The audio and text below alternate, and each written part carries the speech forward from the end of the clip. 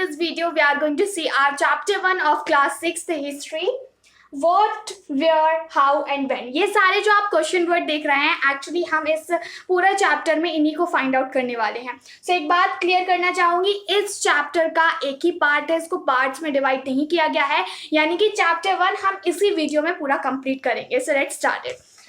यहाँ पर सारे टॉपिक्स हैं, हम वन बाय वन सारे टॉपिक को देखते हैं.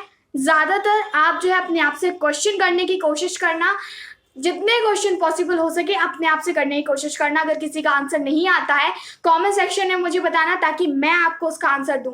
क्योंकि अगर आपके अंदर अपने आप से जो है क्वेश्चंस इमर्ज होने लगे, आप अपने आप से सवाल करने लगे, इट मीन्स दैट आपको चैप्टर काफ़ी हद तक समझ में आ रहा है. What can we know about the past. Simple सी बात है, आप पास्ट के बारे में क्या जान सकते हैं. पास्ट के बारे में हम जान सकते हैं कि जो पहले के लोग थे वो क्या पहनते थे, वो क्या खाते थे, वो कहाँ रहते थे, एंड किस तरह से वो सारी एक्टिविटीज़ को प्रैक्टिसाइज किया करते थे, उनका प्रोफेशन क्या था, ऑक्यूपेशन क्या था. ये सारी चीज़ें हम पास्ट के बारे में बात जान सकते हैं. एट द सेम टाइम उस वक्त जो है लोग, जो बच्चे हुआ करते थे, वो किस तरह के गेम्स खेला करते थे.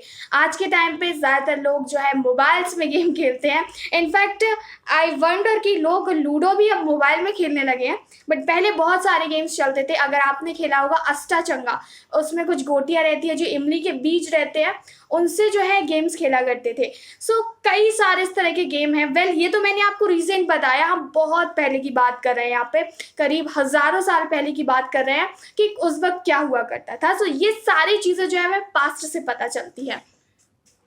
Where did people live? अब लोग रहते कहाँ थे. This question is worth asking कि कहाँ लोग रहते थे. लोग अपने नीड के अकॉर्डिंग रहा करते थे. जैसे कि आज से करीब 8000 ईयर्स एगो जो है हमें एविडेंस मिले कि कुछ मैन और वुमेन ने जो है पहली बार खेती की थी वीट और बार्ले की. सो अलग अलग एरियाज है जहाँ पर ये किए गए. फिर बाद में डोमेस्टिकेट करना शुरू कर दिया एनिमल्स को. आपने जो है वर्ड सुना होगा hunters and gatherers. Let me show you.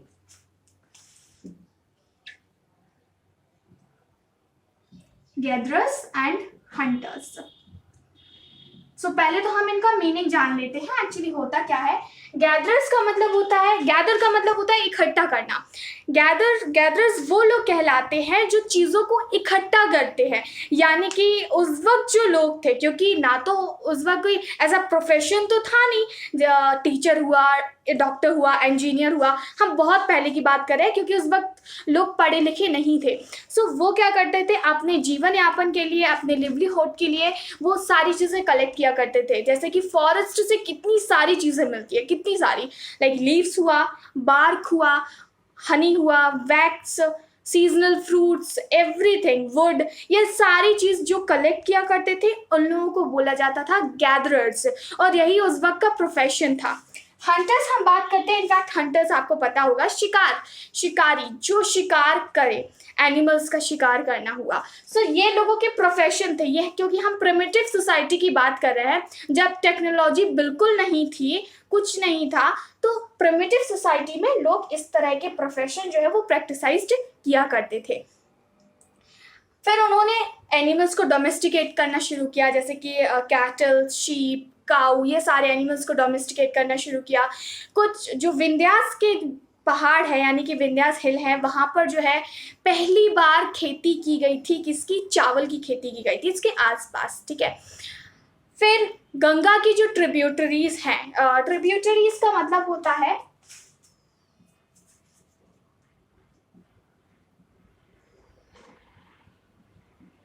यहाँ पे हम ट्रिब्यूटरीज का मतलब लेते हैं हेल्पिंग असिस्टेंट. कुल मिलाकर नदी है मेन गंगा. ठीक है. अब मेन गंगा नदी है और इसकी जो है कई सारे ट्रिब्यूटरीज है. मेन तो ये है, लेकिन सहायक नदी है इसकी. ठीक है. सो यहाँ पर जो है सबसे बड़ा किंगडम, सबसे पहला किंगडम जो है यहाँ पे मिला था, जो कि था मगध. इसके बारे में आपने पढ़ा होगा, अगर नहीं भी पढ़ा है तो कोई बात नहीं, हम आगे देखेंगे, काफ़ी डिटेल में पढ़ने को मिलेगा. सो इस तरह जो है लोग रहा करते थे. स्पेसिफिकली लोग है नदियों के किनारे रहा करते थे. इसका सबसे बड़ा कारण था यहाँ से उनको रिसोर्सेज काफ़ी ज़्यादा मिलती थी. अगर नदी के किनारे कोई व्यक्ति रह रहा है उस वक्त के टाइम पे, तो उनको पानी मिलेगा, इजीली अवेलेबल होगा। यहाँ पे उनको फिश मिलेगी, तो उनका खाने पीने का इंतजाम हो जाएगा। यहाँ से वो खेती भी कर सकते थे। तो यही कारण था कि लोग जो है नदियों के किनारे रहा करते थे, उनके बैंक्स के किनारे रहा करते थे। सो ये हो गया हमारा सेकंड टॉपिक, मेन टॉपिक। हम बात करते हैं names of the land. Have you ever wonder कि इंडिया का नाम इंडिया क्यों है और भारत क्यों है, या फिर हिंदुस्तान क्यों है? कौन सा वैलिड नेम है? क्या हम तीनों यूज कर सकते हैं? वेल, अकॉर्डिंग टू कॉन्स्टिट्यूशन अगर आप देखेंगे, जो सबसे पहला आर्टिकल दिया है, India that is Bharat shall be union of states, ये दिया है आर्टिकल। सो इंडिया का वैलिड नेम देखेंगे जिसको कॉन्स्टिट्यूशन ने मान्यता दी है, वो है इंडिया और भारत। ठीक है, हिंदुस्तान भी आप कह सकते हैं। तो इसका नाम जो है कैसे पड़ा? आज से करीब 3500 ईयर्स अगो ईरानियन जो है और ग्रीक है वो इंडिया आए थे, वो सब कॉन्टिनेंट आए थे। तो वो जब इधर पे आए तो उनको इंडस रिवर क्रॉस करके आनी होती थी। इंडस रिवर जिसको सिंधु नदी भी बोलते हैं। Let me draw the figure. Okay, so ये जो है इंडिया का ऊपर का कश्मीर वाला मैप है। ये थोड़ा इसको माइंड मत करना क्योंकि शेप बहुत ही अच्छा लग रहा है, इनफैक्ट आई ऑल्सो नो। सो यहाँ पर जो है आपको इंडस रिवर मिलेगी। तो जब वो लोग आते थे उनको ये पार करके आना होता था। तो जो इस साइड का ईस्ट का पार्ट है उन्होंने नाम दिया इसको इंडिया। ठीक है, इंडिया इसको नाम दिया। और जो नॉर्थ वेस्ट पार्ट है, नॉर्थ वेस्ट यानी कि यहाँ पे जो गुजरात हुआ, हमारा राजस्थान हुआ, ये पूरा, इसको उन्होंने नाम दिया भारत। यहाँ के जो लोग हैं, जो जमीन है यहाँ की, उसको नाम दिया था उन्होंने भारत। और यहाँ जो ईस्ट साइड है उसको नाम दिया था उन्होंने इंडिया। सो इस तरह से नाम पड़ा, इंडस से नाम पड़ा इंडिया। इंडस जो रिवर है उसको हिंदी में सिंधु बोलते हैं। इनफैक्ट सिंधु घाटी सभ्यता के बारे में भी आप पढ़ चुके हैं, नहीं पढ़ा है तो हम आगे पढ़ेंगे। तो इस तरह से हमारे इंडिया का, हमारे देश का नाम पड़ा। Finding out about the past. So हम पास्ट के बारे में जानते हैं कि भाई क्या चीजें उस वक्त थी। कैसे हमें पता चलता है पास्ट के बारे में? ना तो कोई व्यक्ति ने लंबे समय तक जिंदा रह सकता है, और हमारे पास क्या ऐसी चीजें हैं जिससे हम पता लगा सकते हैं। बेसिकली हम यहाँ पे 3 चीजों के बारे में बात करने वाले हैं, manuscript, inscriptions and stories. Manuscript क्या होती है? Let me erase it.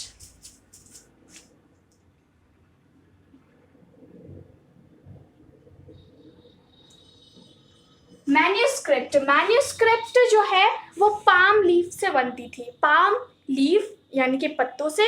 और इसको पेपर के साइज में काटा जाता था और फिर बहुत सारी काटे जाती थी, तो उसको धागे से टाई कर दिया जाता था। कैसे? ये इस तरह का जो इन्होंने एक पेपर बना दिया, आपने बुक में देखा होगा, और बहुत सारे इसमें जो है पेपर्स हैं फिर। ठीक है, इस तरह की पूरी ये बुकलेट है। यहाँ पर आपको 2 होल्स मिलेंगे और ये जो है यहाँ पर टाई है। यहाँ पर इन्होंने लिखा है जो भी हमें पास्ट के बारे में पता चला। सो मैन्यूस्क्रिप्ट जो ऐसे सोर्सेज हुआ करते थे उस वक्त, जो पढ़े लिखे होते थे लोग जिन्होंने इसको लिखा है, उनसे हमें पता चलता था, क्योंकि सभी लोग नहीं पढ़े होते थे, ऑर्डिनरी तो बिल्कुल भी नहीं। सो उस वक्त जो ऋषि मुनि हुआ करते थे उन्होंने लिखा है ये। सो मैन्यूस्क्रिप्ट से हमें काफ़ी सारी चीज़ें पता चलती है। इंस्क्रिप्शन, अब जो इंस्क्रिप्शन है वो क्या होता है?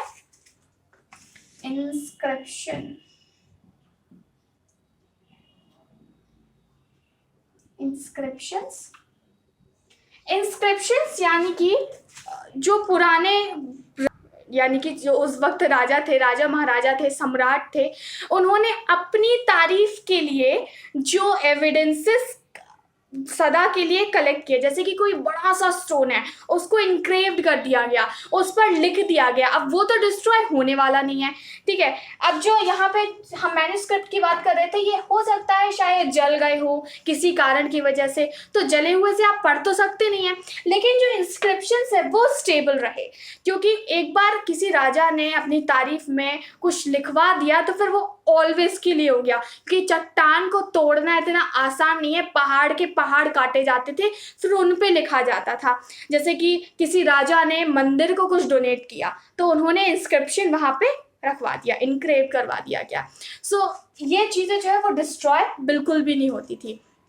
दूसरा है आर्कियोलॉजिस्ट। जो है आर्कियोलॉजिस्ट कौन होते हैं, जो इन सोर्सेस की स्टडी करते हैं, जो पास्ट की स्टडी करते हैं। सो आर्कियोलॉजिस्ट इन सभी चीज़ों की स्टडी किया करते थे, फिर उनको जो है इन सभी के बारे में पता चलता था, यानी कि पास्ट के बारे में पता चलता था। आर्कियोलॉजी क्या है, आर्कियोलॉजिस्ट क्या है, ये पता करके रखना। आर्कियोलॉजी जो पास्ट के सोर्सेस के बारे में स्टडी करे, एंड आर्कियोलॉजिस्ट जो व्यक्ति स्टडी कर रहा है, ठीक है, वो हो गया आर्कियोलॉजिस्ट, और जो सब्जेक्ट वो स्टडी कर रहा होता है वो हो गया आर्कियोलॉजी। सो इस तरह से जो है हमें पास्ट के बारे में पता चलता है। Now here you can see next topic, one past or many. We have one past or many, in fact many, क्योंकि हमारे पास हर व्यक्ति की अलग अलग हिस्ट्री है। जैसे कि अगर हम एक पूरा ग्रुप बात करें, क्राफ्टमैन जो हुआ करते थे उस वक्त, क्राफ्टमैन के बारे में बात करेंगे तो उनकी कुछ अलग हिस्ट्री रही होगी। जो उस वक्त के जो फार्मर्स थे उनकी कुछ अलग हिस्ट्री रही, जो उस वक्त राजा महाराजा थे उनकी अलग हिस्ट्री थी। तो इस तरह से ये सारी चीज़ें अलग हो गई, बट इनफैक्ट अगर आप कनेक्ट करके देखेंगे तो हमारा इतिहास एक ही है। चूँकि आप डीप जाएंगे तो बहुत सारी ब्रांचेस यहाँ पे आ जाएंगी। अब अंडमान एंड निकोबार में जो आइलैंड वहाँ पे है, जो लोग रहा करते थे, उनकी जो प्रैक्टिसेस थी वो टोटली डिफरेंट थी इन कंपेयरिंग टू जो नॉर्थ प्लेन में रहा करते थे, यानी कि जो प्लेन एरियाज में लोग रहा करते थे उनकी प्रैक्टिसेस अलग थी। जो अंडमान एंड निकोबार आइलैंड पे रहा करते थे उनकी प्रैक्टिसेस अलग थी। तो इस तरह से पास्ट हमारे पास कई सारे हैं। Last topic of this chapter, what do dates mean. Dates का मतलब क्या होता है, क्यों ये ज़रूरी है याद रखना, और किस तरह से हम डेटिंग सिस्टम फाइंड आउट किया है जो हिस्टोरियंस है उन्होंने। डेटिंग सिस्टम की हमने यहाँ पे बात की चुकी, तो फिर BCE और AD को डिस्कस करना बहुत ज़्यादा ज़रूरी है, और वो हम डिस्कस करने वाले हैं। BCE एंड AD, सो इनके बीच में जो लाइन है वो है जीसस का बर्थ। सो जीसस क्राइस्ट का जब जन्म हुआ था उसके बाद से जो डेट स्टार्ट हुई उसको जो है हम सेंचुरी में काउंट करने लगे, AD में काउंट करने लगे। AD का मतलब होता है एनो डोमिनी, ठीक है। जीसस क्राइस्ट के बाद जो सन स्टार्ट हुई, जो भी डेटिंग सिस्टम स्टार्ट हुआ उसको AD कहते हैं। अभी जो 2019 है ना, इनफैक्ट आप इसको 2019 AD भी लिख सकते हैं। BCE इससे पहले का टाइम, यानी कि before common era. So Jesus Christ के बर्थ के पहले का जो टाइम था वो था BCE। सो इतनी सी बात है, केवल आपको ये याद रखना है। एक बात याद रखना, क्लास 6 से आप अगर आप स्टडी शुरू कर रहे हैं तो उसको सीरियसली लेना, क्योंकि अगर आपने BCE और AD अभी नहीं समझा तो पक्का कंफ्यूजन बहुत ज़्यादा होने वाली है। सो ये चैप्टर हो जाता है कंप्लीट। अब हम इसका जो है रिकैप देखते हैं। So just watch it. So what can we know about the past. Past के बारे में आप क्या जान सकते हैं, ये सारी चीज़ें आप अपने हिसाब से देख सकते हैं कि पास्ट में क्या हुआ था, कैसी सारी चीज़ें हुई थी।